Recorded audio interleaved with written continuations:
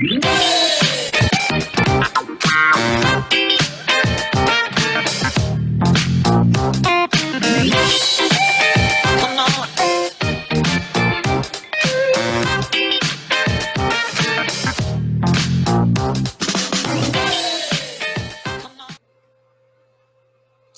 afternoon, everybody. It's the Autonomy Do It Live podcast. I'm Jason, and got a few special guests lined up today. We have Ludwig in the house and Lawrence. I see Beth hanging out there. Maybe she would like to chime in, but only if she wants to. You can do whatever you want here as long as you're not hurting anybody else, which, love that. A lot different from most places out there. So this last week on season 4, week 3, we delved into what your life can be like, even though you did go to school. I know most of us weren't lucky enough to have parents that realized homeschooling was a good idea, but we're still not trapped in our past. We can always move forward and realize the things that have gone wrong and change them for the better from there. So let's see, I've got a first clip lined up from the last week's Q&A, and I'm gonna share my screen, which I'll be doing for the first time, so let's see how this goes. Alrighty, here we go. That looks pretty good. Y'all see that? Yeah. We can see it? All right. Let's see if the audio plays. All right, here we go. Fingers crossed.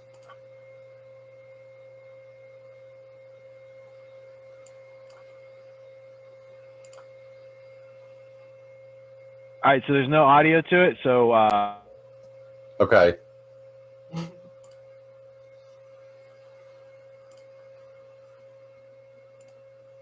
How does Zoom do the audio for? Should be when you hit share, there's a share computer audio to check down on the left. Okay, there we go. I see it. Got it? Yep. Let's try this again. Yeah, what's that about? Hear it now? What's it, I mean, you know, because affirmative. I mean, I would rather have a Bic lighter in the woods than a box of wooden matches. Yes. Even without the fuel, you can still use the striker to make, you know, spark and things like this.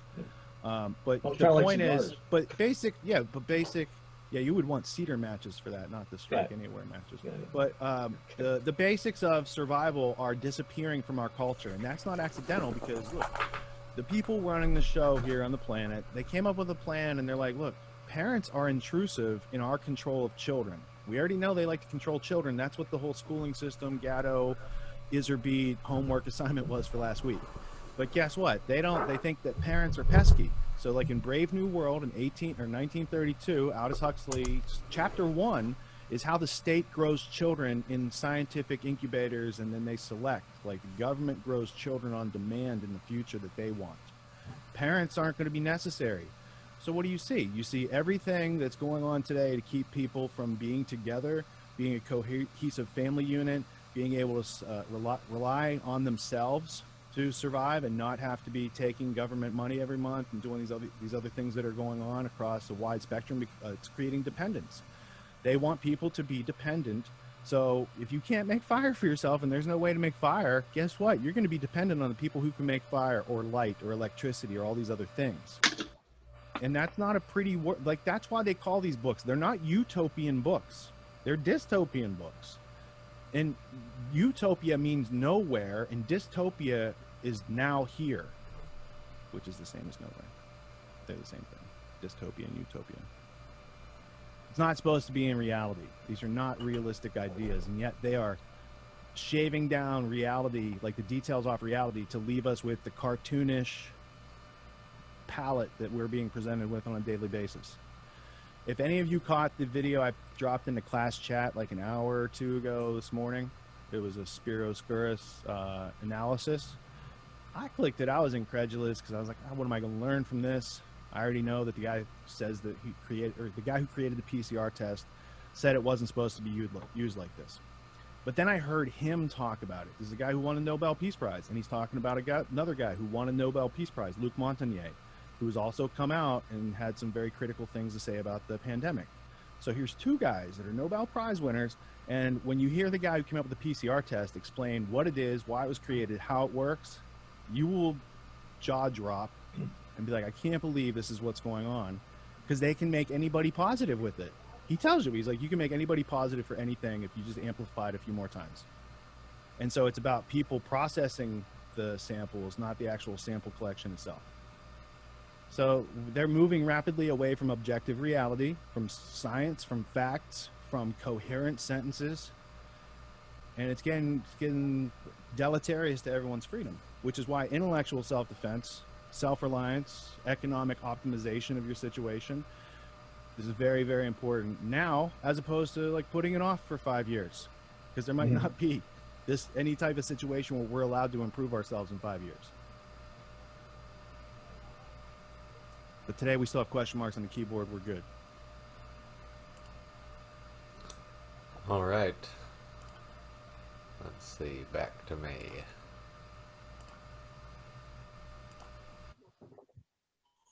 Okay. All right. Can you see me again?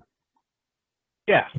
All right. So, yeah, that was just kind of detailing a little bit how not only are we cut off from this modern age of life and being a community with each other and with our family, but if stuff really hits the fan, you won't even be able to start a fire to cook your own food because you don't even know those simple, basic survival skills.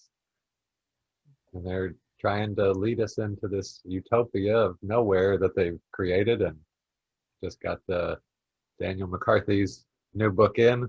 Haven't dug into it yet. I'm finishing up the last one I was reading, but really looking forward to it. Oh yeah, there we go. Like the cover. And I just finished listening to the Pursuit of Nowhere, his little podcast series he started off with. Brett Veinotte and Kevin Cole was in a couple of them. That was a really good series. I highly recommend that to anybody who's interested in the history of Utopia and how people are trying to drive us straight into a dead end. Does anybody else have any thoughts on that? Well, what do you think is attractive about the idea of utopia? Well, I think it's that someone's going to build this glorious world for you, and you can just, pull up and park your car and move on in and not have to worry about anything. You can just keep living a life blind and just sitting around and enjoying paradise being given to you. Yeah, it seems a little too good to be true, right? Oh yeah. Like if you have any type of self-worth and or work ethic, you're like, wait a minute, that sounds a little too good to be true. Because reality has a certain amount of work that comes with it. And to survive by yourself outside of the terrarium, it takes work. It takes knowledge, it takes skill, it takes experience, and it takes mental mastery. I was just talking to a buddy who was here this morning. He watched this Netflix series called Alone, which is like a competition. And in this case, in the Netflix series, they're up in the Arctic Circle. So they just drop people off in the middle of nowhere. Some of these people were in situations where it was like the fire had just burned down the whole forest. There's nothing there. They're like, okay, this is the place to survive. And it's like, who can survive the longest? It goes on for like nearly 90 days, like nearly 3 months. These people were all out there by the time the last one falls. I don't want to spoil it or anything, but I can tell you that if you watch that series and you understand what it takes to survive by yourself, you have a new respect for nature that you probably should have had your whole life. And then it's about stepping up to, it's hard to survive by yourself. How do we survive with other people? And what rules do we follow to be able to live with other people? And that's where ethics and morals and integrity and all these other things come in. Because if it's just you and nature, honesty is brutal. If you don't have integrity, if you don't keep your fire burning, if you don't chop enough wood ahead of time from before the snow, you are going to freeze to death. And that's a very slow, painful process. So when you're alone with nature, it's very real. But when you get around other people, especially in terrariums like cities and like suburbs, everyone's kind of artificially numb to the reality. And so what I was trying to point out in that clip was, if you don't know the basics of how to survive on your own, then you're always going to be clinging to the terrarium. You're always going to be submissive and subjugated. And you're never going to have your rights as you were meant to have them as a human being. Yeah, exactly. And I always liked that kid or that show Survivor Man when I was a kid, just seeing what all you could accomplish out there with the bare minimum of resources if you actually know the skills and techniques to, accomplish it. Well, it's funny because Les Stroud, he's a guy who does Survivor Man. That dude's legit. He goes places by himself. He films it and he does it, which I found to be like, as a filmmaker, I'm like, I can't believe he's doing both these things. But he was. Somebody brought up Bear Grylls to me the other day. And I said, look, I have a lot of respect for Bear Grylls. A lot of people shit on him because of he's theatrical, right? Like the dude's probably sleeping in the hotel eating filet mignon and then doing those stunts, and he's got his production team around him, and when he jumps into cold water, like it looked like, but so there's like the critique of him, but I said that guy still jumps out of helicopters and airplanes and does all this crazy shit that most people would never ever do. And so yeah, if he has some comfort built around that because he's a professional and he's making an entertainment show that's also educational, good. That's not a bad thing, right? But I just want people to see it for what it is. Like Les Stroud can do that by himself. Ray Mears can do that by himself. There's a bunch of dudes that I've followed over the years that are like survivalist experts. They could do it by themselves, and those are the people I want to learn from. Bear Grylls, it's like, yeah, he'll show you some cool stuff, and he'll show you what human beings are capable of. But he's also like in a cuddly atmosphere because he's producing a high value TV show and he's a star, right? So they have insurance, they have certain things he can't do. But I still want people to give him the credit for the things he does do. So you don't throw the baby out with the bathwater. So even in the, like, he's not the optimal survivalist to learn from if you actually want to live outside and survive. But he's a good starter point, and that's what it is. It's entertainment that he's doing that gets people to watch. Dave Canterbury is one of my favorites on YouTube. The Self-Reliance Outfitters and their school, like that's excellence. You want to learn like how they lived in the 17 to 1800s. You want to use those same tools that you could make today and not have to be like, we need something that's manufactured to do this, right? So having those old world skills, I cover that in later lectures in this course because it's very, very important to the continuity of humanity as we know it. I feel like we live in a place right now that we make a lot of complicated things, and the people who are coming behind us that are younger are not capable of maintaining these complicated systems, from the nuclear weapons to the nuclear reactors to like the software and the infrastructure. There's a whole bunch of things that like the younger generations don't know how to do. And if we don't take the responsibility to put it upon ourselves to like learn, internalize, master those skills and teach others, then we are going to lose thousands of years of hard work. Like I could watch a guy like Morris Kohansky. He's another guy you can watch on YouTube. He passed away a couple years ago. He's one of the original guys of bushcraft and continuity of these old world skills. He learned them from indigenous peoples and was teaching them to native, like, you know, people who grew up in Canada and America in the 19th or 20th century. He could show you how to set up a camp and have like something that holds your pot and burns the fire and does all this stuff. And it took thousands of years for people to figure out these notches and the way to combine things and leverage and physics. And like, it's brilliant. And you could never come up with it on your own. And there he is. He shows you in a couple minutes and you're like, oh, all of a sudden I possess that knowledge. I could do that. I could try that. I could walk out to the woods right now and do that thing and have continuity of that information. And that is being lost right now. So I feel like because it's being lost, it's becoming scarce. It's going to become valuable, very valuable, not only to our own freedom, to our family's freedom, but to the future of freedom, to internalize these like realistic skills of how to survive outdoors before you're in the terrarium. So a lot of cool people you can still learn from. They're not censored off YouTube yet, but I don't feel like they can teach people in the future about those people I just talked about. Morris Kohansky, Dave Canterbury, Ray Mears, Pathfinder School, these other people that are out there teaching it, even gray bearded Green Beret. There's individual YouTubers today that have a platform that are just like, here's his skills, here's what people need to know. And I'll tell you what, man, it's like once you have that competence and confidence internally, if you miss rent, like the people have this fear, like I have to do this job that's shitty because if not, I'll lose my house and I don't know how to survive outside. we'll be homeless or whatever. It's like, no, if the worst case, if your house burns down, you know how to make shelter, you know how to make fire, you know how to purify water, and you know how to catch or trap or plant food. You're good for the rest of your life.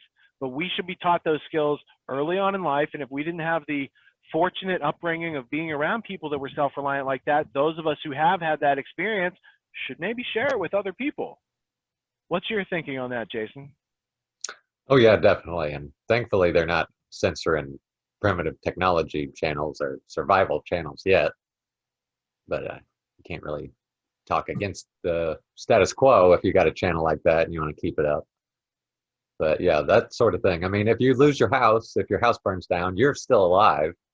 And even if you don't know how to do it, I mean, there's still people around that you can get a hold of and learn these things from. I mean, you've got the mindset of, I'm going to get through this, and I'm going to get myself through this, then that's going to take you, there, basically. There could be some stumbling blocks, but as long as you keep persevering, then you're going to make it. Like, I've never considered myself a prepper, and I just only recently watched a few episodes of that show that used to run called Doomsday Preppers, because it was like during COVID. So I was like, what do these people know? Is there any knowledge I need to draw from these people? But I've always had the mentality of the thing that makes us different from all the other indigenous species of this planet, right? Human beings don't have fur, they don't have fangs, they don't have claws, right? Like, we don't have these capacities that most other mammals on this planet have to survive. We have to plan ahead. We have to make tools. We have to make clothes. We have to make shelter. We have to make fire. Do you see any animals out there learning how to make fire to keep warm? No, they're all just cool with the cold, right? So there's something different about us. And we as human beings should have the responsibility. And this was never a thing until recently. Like, until the 1900s, mid 1900s, everybody knew how to do the stuff we're talking about. It was just a daily, rigor of life. Chop wood, make fire, get water, patch up the shelter, protect yourself from predators, and then maybe every now and then go dress up nice and go to church. But otherwise, people were living in some pretty harsh wilderness, and we are not that far extracted from that, and yet mentally we are so far extracted from that. Oh yeah. Well, and when my grandmother died, I heard my aunt give this, what do they call it, when they give a speech at like the wake? What's that called? The eulogy? Eulogy. She wrote this eulogy, and I swear I've asked her for it several times. I'm like, I know you wrote that down. Give me the Word document. She told us history about my grandmother that I didn't know until my grandmother died. Like, I knew my grandmother on my mother's side. Like, she was, she's the type of grandma that would put on a baseball glove and get out in the field with us and like play with us. Like, she still had this life force in her, even at her old age. She's a very hands-on, self-reliant person. Well, what I found out was that when she was young, growing up in West Virginia coal mining town, that her father passed away, and that her mother had to raise her and her like 5 sisters. There was a whole bunch of them. And the willingness to get out and cut wood or chop the head off a chicken or whatever it takes to survive, that was part of her, and that's kind of what she was handing down in a much softer way during the time that I grew up, right? But I recognize it's like there's some survival instinct and some like invigoration of being outside and being in nature and doing these things that like other people I grew up around, they didn't have that. They were pretty like domesticated. And I'm not saying she wasn't civilized, but like she had a vigor for life that came through because of the challenges and adversity that she faced and didn't allow herself to become a victim through, right? Do you understand what I'm saying? Like the challenges of surviving in nature brings out adversity, and it brings out like our incompetence, and then we're faced with, you can keep your incompetence and die, or you can evolve, adapt, and move forward and survive. And that's what you learn when you stay outside by yourself. So I know it's kind of trendy now for people to do bushcraft and all these sort of things, but I'm like, it's good it's trendy. It's also necessary. It's necessary for your mental capacity as a human being to interact in all these other areas, because it gives you a certain type of confidence, because you know about reality, and all these other things are little abstractions. These dramas, the political stuff, that's a bunch of made up stuff that does not exist in reality.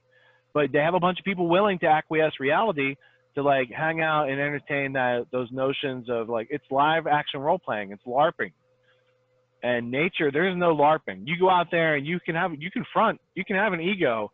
nature will crush it, right? And that can happen even within the confines of your domesticated home, just with some technical issues. You know, there are things that can grind you down. There is cause and effect in this world. It is real. There is natural law, but there is also our free will. And as we learn to express our free will and say, what type of capacities or skills do we want throughout our life to be able to survive and thrive? Starting with nature and getting those skills under you, like, can you walk outside and find food? Do you know anything that grows in the woods that you can eat, that you can sustain your, and why not? Like, it's on YouTube. You could ask some people. Like, it's very find outable, but people think, all right, grocery store has food. I don't need to worry about that. Well, Okay. and you don't have to go very far. I mean, in my yard, plenty of plants I haven't even planted myself that you can eat and sustain yourself on. And some of them grow huge. I mean, we got lamb's quarter taller than me out there. We didn't plant it. It's just a weed. You got the lamb's quarter, you got some sorrel, you got some dandelion, you got some plantain. I mean, if you know what you're looking for, it's out there. All right, so let's talk about plantain for a minute, because a lot of people poison their lawns to make it all genetically unified with something that's useless, right? That they have to cut. I know, that makes me so crazy. Okay, so like my 4-year-old knows plantain. He knows, poison ivy. He knows jewel weed that grows right next to poison ivy that you use to treat the poison ivy. And it works so good. It's like immediate. Yeah. Right. You can just know what leaf to break or grind up and put it on your skin and you're good. Otherwise, you're running to CVS or Walgreens and you're going to need to get your temperature scanned. You're going to need to have a vaccine to go there. It's like people aren't thinking ahead of what they are creating out there. And it's like the less you have to interact with the technocracy, the better. Definitely.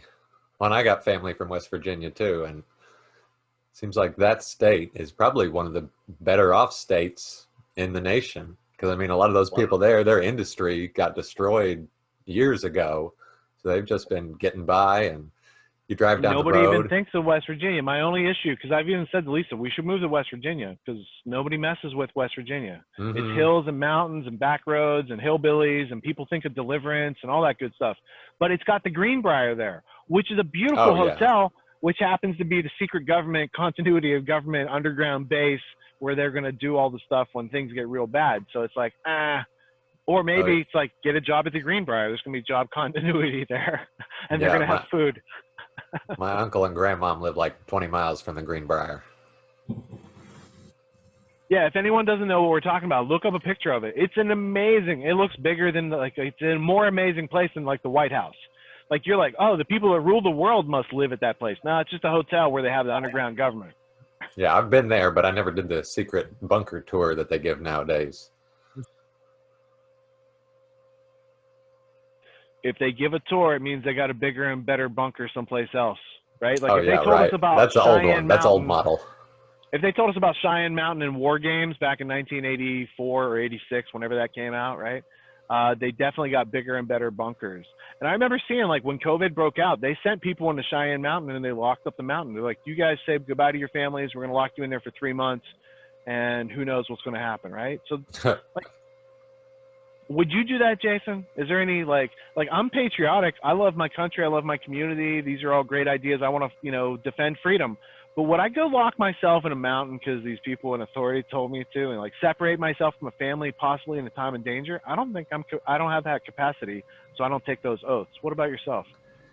Yeah, and I don't think I'd really trust them knowing what all I've discovered, that they're actually being honest with me. And even if they were, I don't know if I'd want to be put in their 12 monkeys world. I'd probably rather take my chances out on the surface.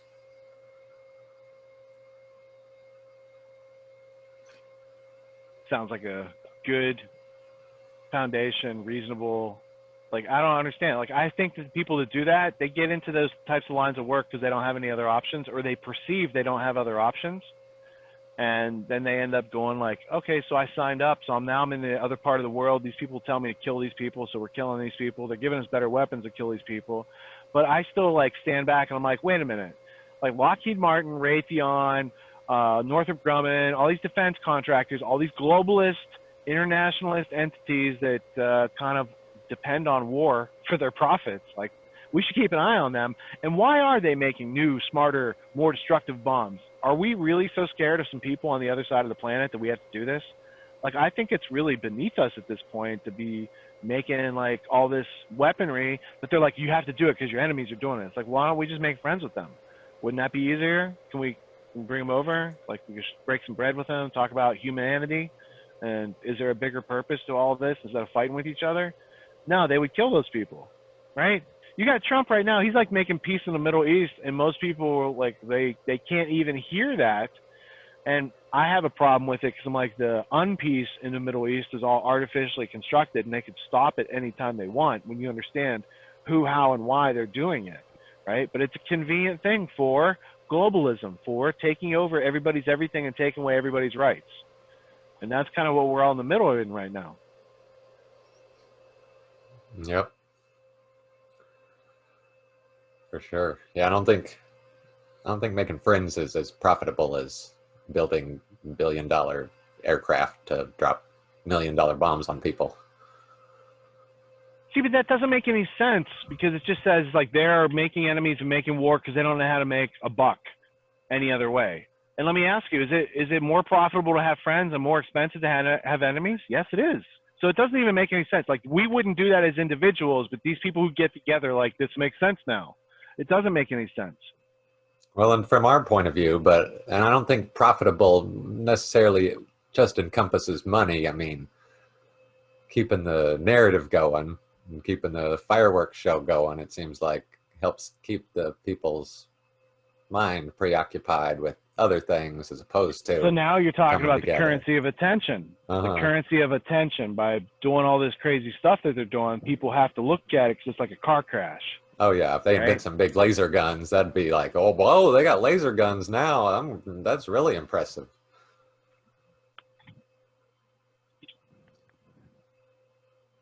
But we don't have to buy into that. We can spend our attention in better places. Well, that's kind of the untrick, right? The trick is they take our attention and put it where they want it. And then the untrick is we take our attention and put it where we want it. What's your next clip?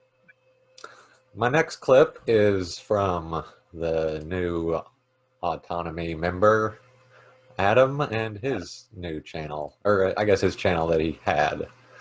So I listened to his interview with Richard Spence this last week about the Wall Street and the Russian Revolution. So I got a few-minute clip of there to maybe whet people's appetite for. Hey, before you roll that secret bit of history.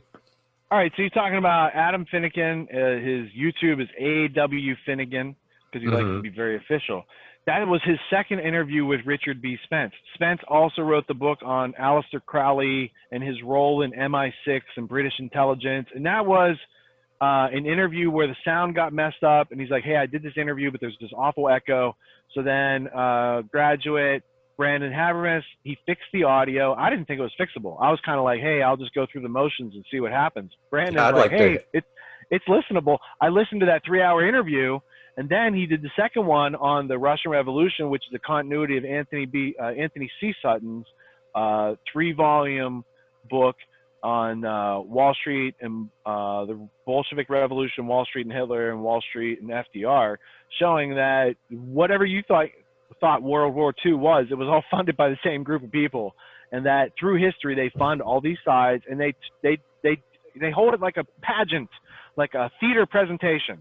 Like on the theater stage, there is like they're doing Shakespeare, and they've got these various characters that are opposition to each other, but the theater company controls everything on that stage, and that's exactly what it's like. And so reading some of these books like Anthony Sutton or Carol Quigley or Joe Plummer, he wrote Tragedy and Hope 101, that's like getting to see behind the stage. And once you see behind the stage, it takes away all the mystery. You're like, oh, they pull that character up with ropes. Oh, that guy goes through a trap door. Oh, they make the fire like this. You're seeing all the tricks from backstage that tricks the audience, right? So that's the point of reading further. So that's what Adam's like delving out in these interviews. And I'm interested to see what his interviews look like a year from now, because he's already got like a strong start. And go ahead and roll your clip. Oh, yeah, I'm really enjoying his interviews. And I'd like to maybe hear what the original audio sounded like, because it sounds great now. I think there was one spot where you can kind of tell in the whole 3 hours that there was maybe an echo in the background? The point where he goes to Spence, he goes, "Hey, are you hearing that crazy echo?" And Spence goes, "No." I was like, "Oh, I thought I was listening for the echo on Spence. I'm listening for the echo on Adam." And it was only after that. There was a couple places where Brandon couldn't fix it. But otherwise, like, I'd like to see a tutorial on how he did that fix and see the before and after, just like you said. So when we schedule that, I'll loop you in, Jason. All right, yeah, sounds good. All right, let's see. Screen share, sound. Here we go. And one of the things that I think that Anthony Sutton had, although he didn't have a lot of real information to work with, he had the right intuition. He could see that there was this nexus of connections between Russian revolutionaries, American and other Indian interests, German interests, that all of these things were working, that there was a kind of secret war behind the scenes. But then what I wanted to do was, again, to take that back, to show how this developed on the American end, and then to take it forward. So the reasons why I picked those particular dates, 1905 and 1925. 1905 corresponds to an incident in Russian history which is often gets sort of lost, which was the revolution that preceded the revolutions of 1917, a failed incident called the Revolution of 1905. Yes. Revolution of 1905 was an abortive attempt to either forcibly reform or really overthrow the Tsarist regime. It failed, okay? And I think that's the important thing here. The rather uncoordinated efforts by various revolutionary factions, in which, by the way, the Bolsheviks were not important at all, but there are many. This is one of the things maybe we'll get to. Russian revolutionaries come in a lot of different packages, okay? They're not all Bolsheviks. And in fact, until 1917, the Bolsheviks as a revolutionary faction really didn't amount to much. Right. But 1905 was a failed uprising. And one of the things that many revolutionaries learned from that the hard way is that revolutions require money, okay? They require, it's like we said, everything else comes down to money. Mm-hmm.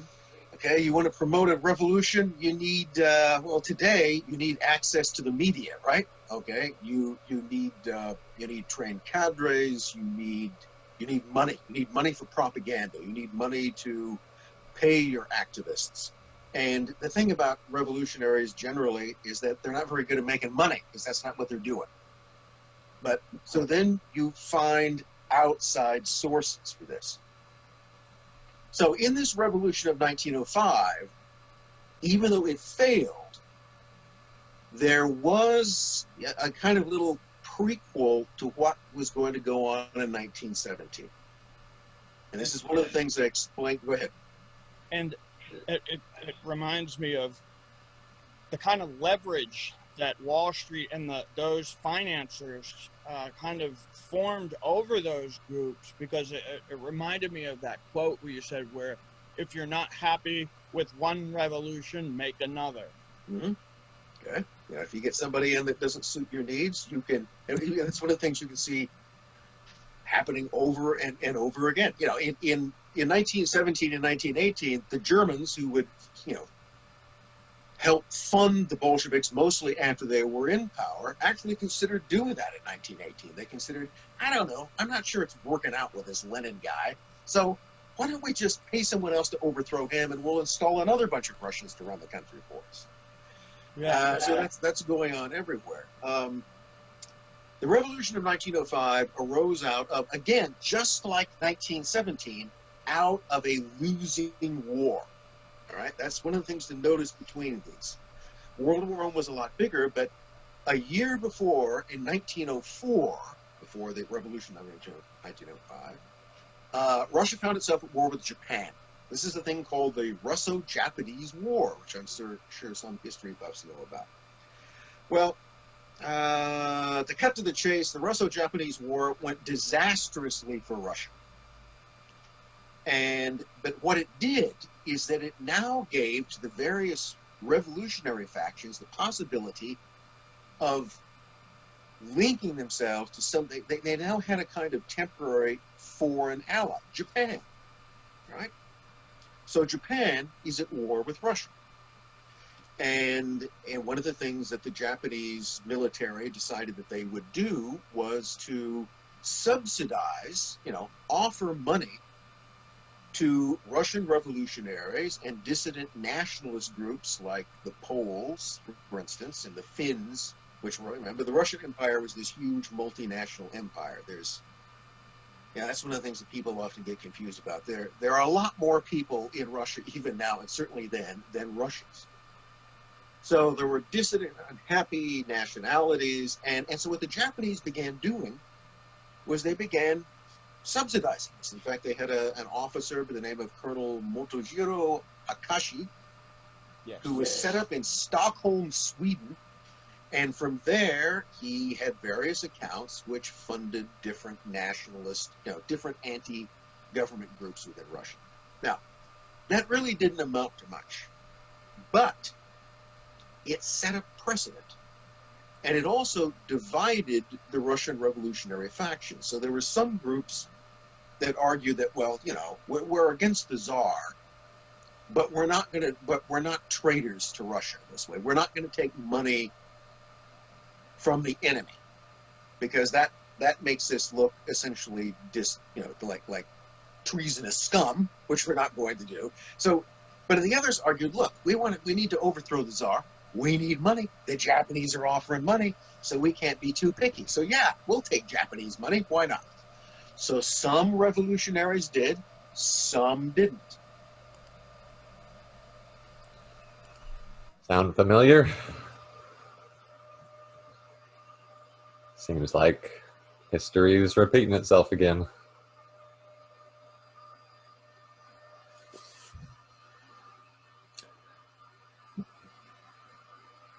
You got people on both sides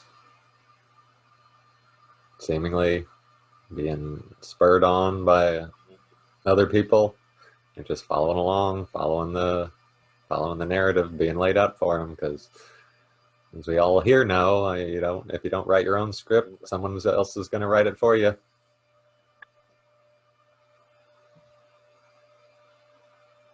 They're going to repeat the same song until people understand what's going on. Then they'll have to adapt. But right now, no one sees it. They're like, just keep breaking out the old stuff we've done in the past. People haven't learned yet. We'll just keep doing it. They don't have to improve. It's like they're not that smart. They're just ruthless. They're cunning. It's not intelligence. Well, and their tricks have been working. So if your tricks are working, why change your tricks?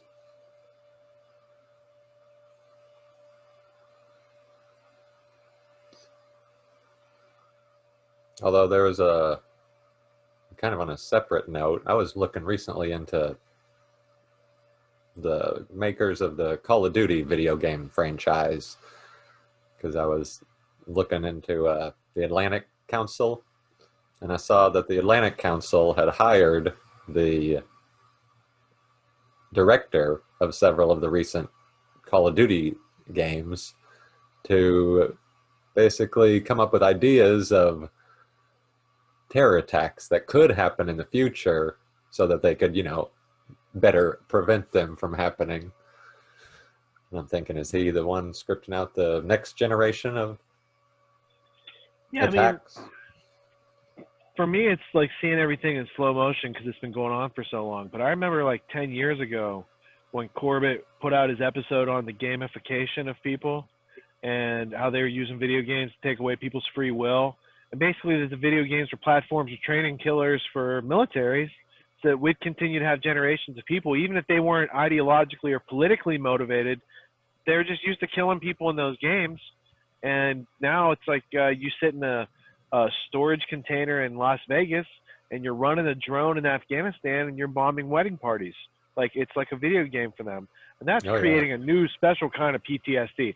I mean, you got poor people that grew up thinking that they were going to be a pilot for the Air Force, and they end up sitting in a container playing a video game that kills real people on the other end, and then they're expected to go home and tell nobody about it and act like everything's normal. It's not normal. It's not normal, and it shouldn't be going on in the 21st century, but I see we're still in the part of the 21st century where this is acceptable behavior, and everyone's just like, no big deal. riots for the past 100 days. No big deal. It's just going on. It's New like, normal. no, that's not good. But, you know, you got to have the riots to bring positive change into the world. I mean, I guess what irks me maybe the most about it is like one of the puppeteers. He's not the only one, but Soros is a major one. He contributed, according to the New York Times, $19 billion with a B dollars to basically destroy America through all these various places that he's funding that are deleterious and acidic and caustic to the Constitution. And so he injects money into our society. Our government itself propagandizes the citizens. And it's like, you're not getting a fair shake at freedom when there's all these forces opposing you that you don't know about, don't recognize, and when someone tries to tell you about them, you're like, that's a conspiracy theory. I'm like, no, it's the New York Times. You just don't read. Like, you're watching, you know, Family Guy or some shit with your time. Like, these people are telling you. So my point about Soros is, if you look back in his book, and I have a couple of the things he's published, but it's an interview maybe with the LA Times, and he also has it in his book, 1992, where he says that he believes he's the Messiah and that he has the right of God to like act as if everyone else is a slave. This is the guy's angle. So like 20, 30 years later, here he is still heavily contributing to the chaos and sowing discord throughout our communities and buying off district attorneys. Like, that's how bad it is. If you look in your local area, there's a good chance your district attorney, that the law system, that the politicians have been bought off with this, you know, parts of the 19 billion that he put in. That's a lot of money. You can do a lot of things with that, you know? And Definitely. It's out there. It's a real thing, but people aren't supposed to talk about it because you're supposed to have like a brain fart of that's anti-Semitic or it's conspiracy theory. It's like, no, I'm just reading what the guy said. Like, here's what he says here in a 60 Minutes interview, that when he, as a Jew, was rounding up other Jews during World War II, was the best time of his life. That's not me taking a liberty.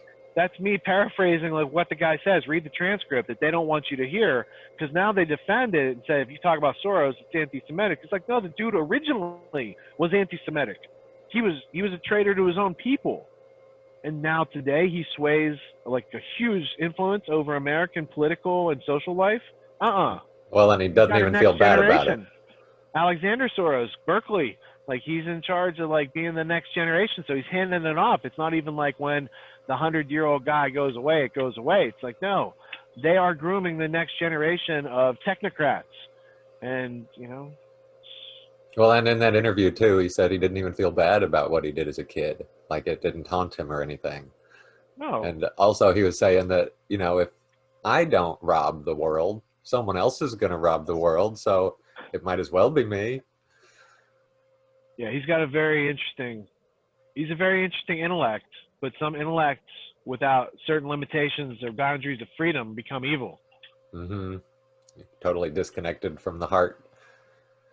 Well, and one thing, some of the cognitive dissonance from the left about, it's like, okay, so billionaires are bad, but since Fox News doesn't like Soros or Gates, then they're okay.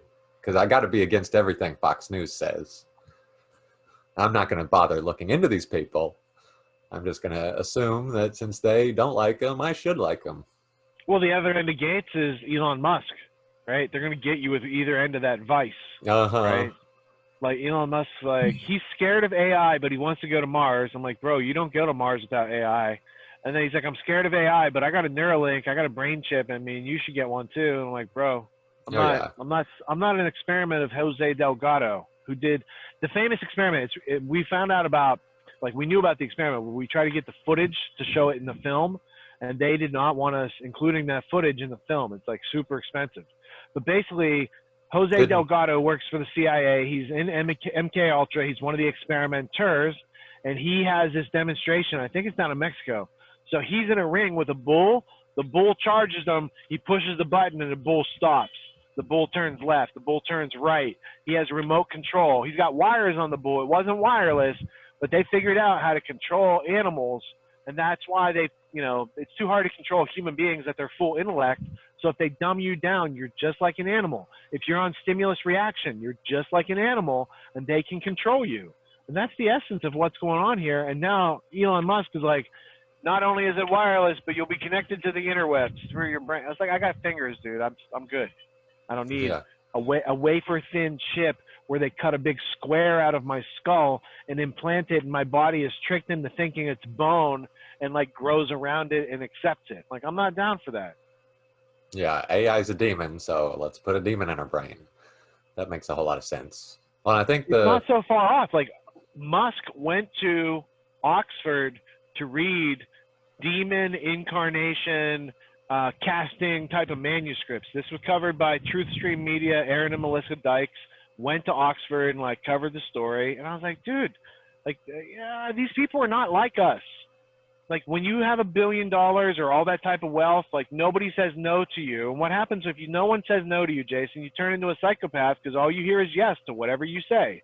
Those people could be like, bring me that baby and get the adrenochrome. And people are like, how much? And he's like, here it is. I got endless money. They're doing sick shit like that. And it should not be a part of our life, but it does go on in the world. And unless we recognize that such things go on in the world, we can't educate or insulate ourselves from those things. And that's what education's there to do. Mm-hmm. Oh, and if I remember correctly, the footage of the bull remote control was, I think that was in the Minds of Men, that documentary. Yeah, they probably didn't ask permission for it. That's like, which is good. Like, that's my theory on filmmaking. Make the film you want and let someone else tell you why you can't. Mm-hmm. I've made films that had like, here's the Rolling Stones. I'm using real music in it because I was artistically expressing myself. You know, and I wasn't charging for it. I just wanted to like, hey, this song would go really good with these guys doing this, and let's put Monkey Man in there, see what happens. Right. But yeah, you should, as an artist, you should create and let them try to censor you rather than censor yourself. Yeah, maybe that's why they got kicked off Amazon. All right. Well, I got one more clip, and it moves into a little bit more of a positive, solution-oriented direction. So this is a clip from the lecture last night. It's 2 of the slides that I really liked. All right, let's see here.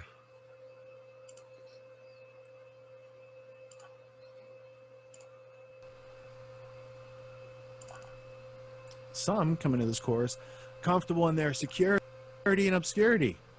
You know, you're not making any moves in the world, so nobody's really noticing you, and you're not risking yourself out there, so you're not having any substantial failures to learn from. And that's very comfortable. But you're not going to move anywhere meaningful on purpose. Yeah, some of you might like win the lottery in that attitude, but you won't know what to do with it or how to keep it or how to actually get the things you want from that resource. You're still going to be in the same place. So this is a common pitfall that people get stuck in from the indoctrination process without any additional self-work on their conscious cognitive liberty process of understanding that which exists and how to make their decisions congruent with the world. You know, deal with reality, not things that are unsubstantial and very much subjective. Some people fear success because it's alien to them. And what they're comfortable with is not being successful. And that should not be, but it can be chronic or fatal for some people. They'll live and die, live their entire life and die in that state.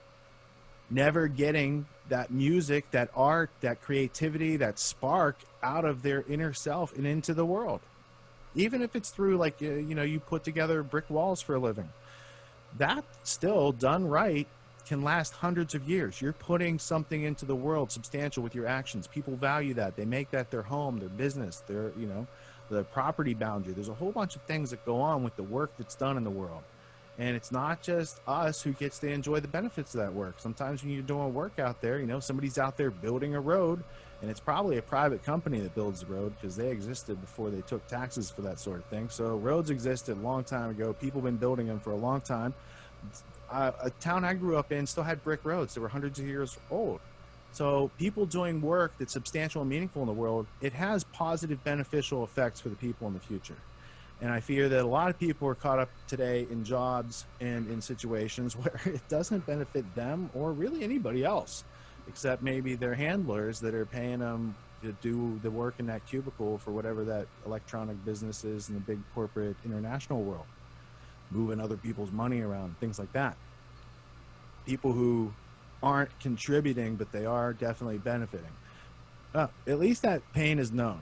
That's why they're fine with that. They're like, they know the pain of not having any money in their account. They know the pain of not having time to do the things they want. They know the pain of saying no to, you know, they get offered to go on vacation or do something. They know that. And that's comfortable. And if that's something that still rolls around in your mind, keep an eye on that, because you don't have to have that. You don't have to have that. And just taking a couple steps forward can alleviate all these little anxieties and hangups that people have. It's like, that is what's there in the absence of you putting something substantial there, right? Like in the absence of you planning out your living room and intentionally putting furniture there, you're just going to have like dust and dead flies and whatever else from the world finds its way there on its own. So that's why you have to intentionally manage your spaces. Same thing goes in this case. The solutions, they involve the unknown. Ooh. And for some, that can be scary. And it is scary. It's meant to be scary because they give you an indoctrination process that says, hey, the rest of your life's filled with unknowns. And by the way, 15,000 hours, we didn't give you a process to deal with those unknowns. Have fun. Have fun. Good luck with that.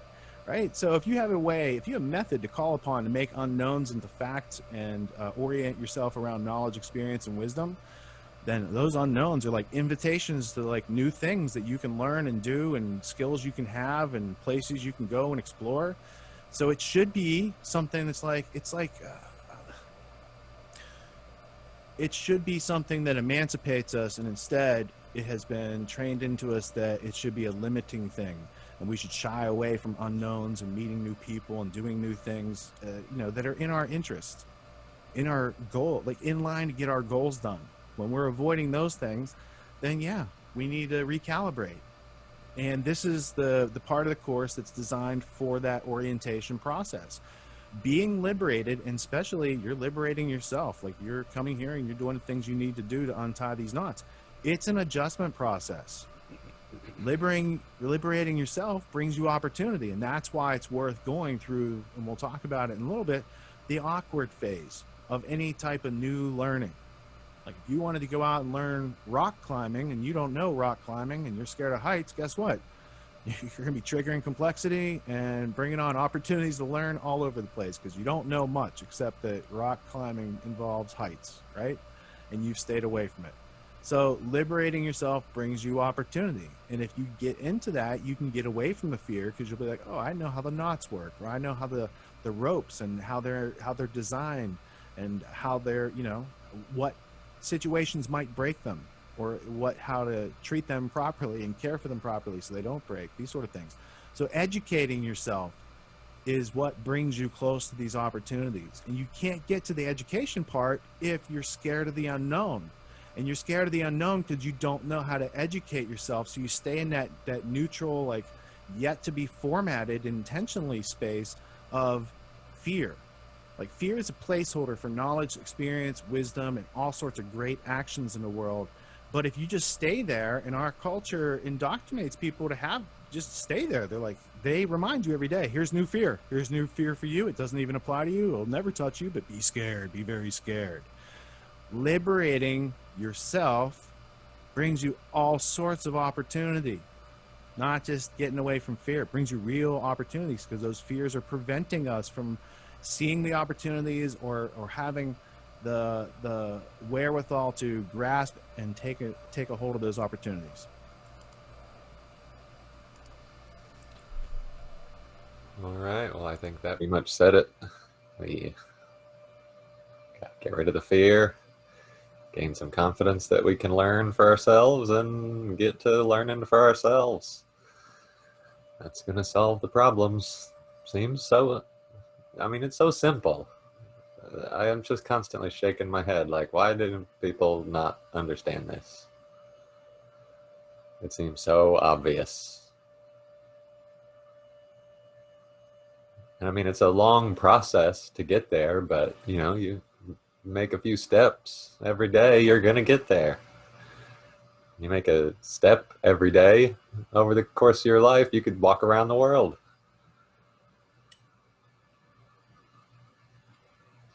Most people don't want to do that, though. It's, you know, that comfort zone is too comfortable.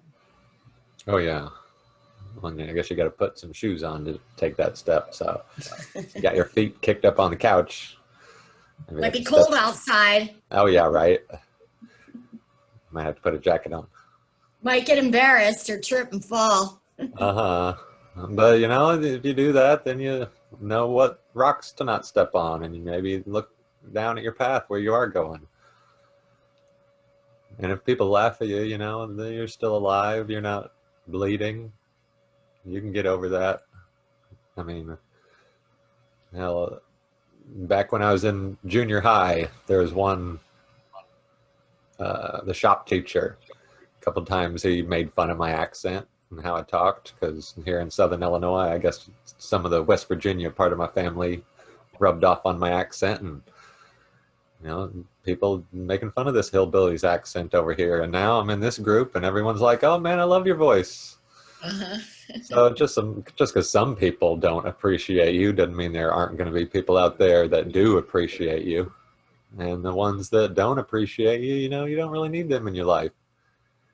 You can just find the ones that do and go on from there. Probably be a lot better off. Yeah, like Rich was talking about you know, the whole idea is just, you know, knocking on the doors to present the opportunity, you know, and if you have something good, it's, you know, not trying to hard close somebody, but just finding somebody that it's a match, you know. Knocking on the door is half the battle. Oh, yeah, right. The phone. Well, and if you got a good idea that someone else is interested in, I mean, they're probably going to be looking for you, and they're going to be thrilled when they do find you. Yeah. So I'll be curious to find out how you, I have no idea, like how you put those clips from the show into this, like at some point you'll have to fill me in on how you did that. Well, I'm sure Josh probably has a more sophisticated approach, but I just went to that spot in the video. Yeah, I just like pulled up the video, got to the spot, made sure how much I wanted to play of it, then rewound it to the beginning, and I wrote down the timestamp for where I wanted it to end, and then I just played it from there. So, I mean, I'm sure you could. Oh, so you just brought that screen up and then did a screenshot and just played that part? Yeah, in Zoom, there's a button at the bottom that says share screen. Uh-huh. So I just hit the share screen button. And earlier I learned that you got to click the little box to get the sound. And then it just showed what I was showing. So I just had a few tabs going with clips that I was finding. Oh, wow, okay. In the morning. But yeah, it's pretty simple. Oh, see, I learned something new today. Right? Yeah, that's what we're here for. So I'm gonna have to sign off, but it was good to see. Was this your first podcast?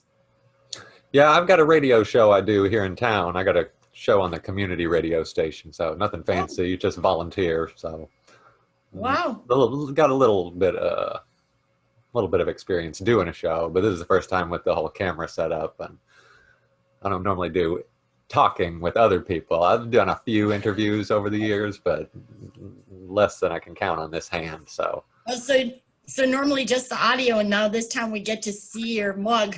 Yeah, exactly. Here I am. Very nice. All right, well, it was great. I'll see you later. All right, see you, Beth. Have a good one. Okay, bye. All right, well, that was all my clips, and if nobody else has anything to say. That was the best part of the podcast, where she discovered that she could just share screen like you did. Oh, yeah, right, yeah. People have some knowledge, you get in touch with them, and now you have knowledge. It's pretty impressive how that works. Jason. Hey, Chris. I just want to commend you for doing this, man. Way to step up, Thanks. do it live. You did excellent today. It's a learning curve. We've all been through it. Great job, yeah. man. No, thanks. I appreciate it. No problem.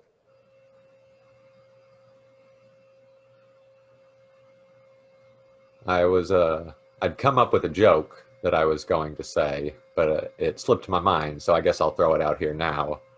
I was going to start off the show being like, oh, so did anybody hear that debate that was last week? I think it was between Chris McMillan and the rest of the autonomy group. And what's the punchline? It was more of a joke. It was more of an open-ended joke, so people could just make of it what they will, and then not laugh. I think there've been quite a few of those kind of conversations. Uh-huh. Yeah, I've been enjoying the Discord back and forth. It wasn't a mask debate now, was it? Oh, it might have been, yeah. I think now that you mention it. All right. Nicely done, Jason. No, thanks. Might as well end the show with a train wreck of a joke. And if you want to play the exit music, then we can all go about our day. All right. Play. So Jason's like, let me off the hook. Awesome job, Jason. Thanks a lot. That was really fun. Hey, thanks, Josh. All right. I'll see y'all later.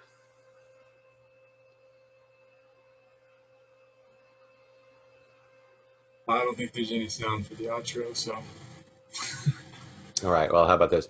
Do do do do do do do do do do do do do. I think that's kind of it.